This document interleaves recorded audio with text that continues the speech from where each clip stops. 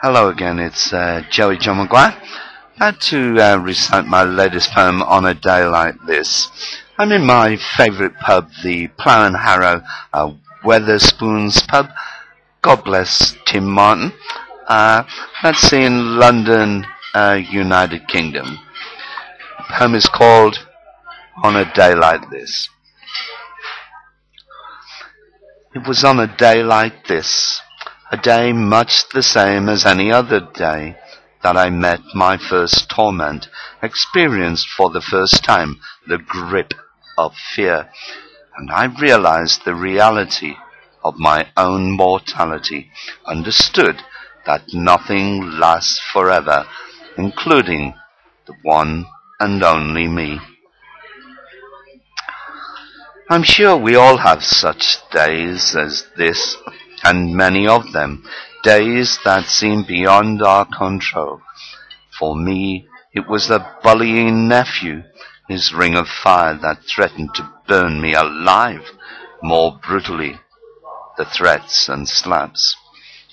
One day I found myself rocking on the stairs, listening to my mother's screams, just a child, wishing for a stillbirth, knowing not why, but going grey overnight.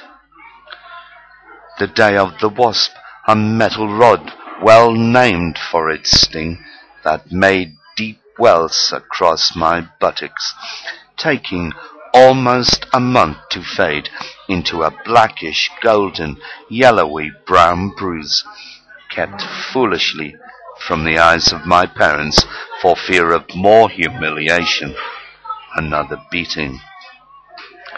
That dreadful day I was waterboarded, along with others, in 1973, by my own kind too, all totally illegal and quite unexpected.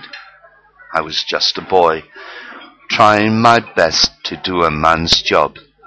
Silly fool. The thud of the mortar bombs are still with me, launched from the derrybeg, and I hear the whiz-whistle of the high-velocity rounds missing and pinging off the wall behind, as if it happened yesterday. That was the first time I saw a man piss himself with fear, frightened by the sound of the camp siren, I suppose. Whoop, whoop, whoop. The smell of marzipan lingers in my nostrils all these years past, thanks to the vengeful, a lucky escape, not forgetting my first contact. It was Belfast, where my heart first jumped and stopped in fright. Just a normal nervous reaction, nothing to write home about. There were so many days beyond my control. As I stood at my station, every second of every minute on red alert. But there you go. We all have to accept that we have bad days. It's only natural, all part of growing up. I learned quickly as I grew not only to be scared of my own shadow, but to be scared of the shadows of others and their reflections. And then there was the axe, embedded in my skull, a little harder to cope with, and my heart attack to remind me that I was right about my mortality. So many days best forgotten, and so many people telling me I ought to do so.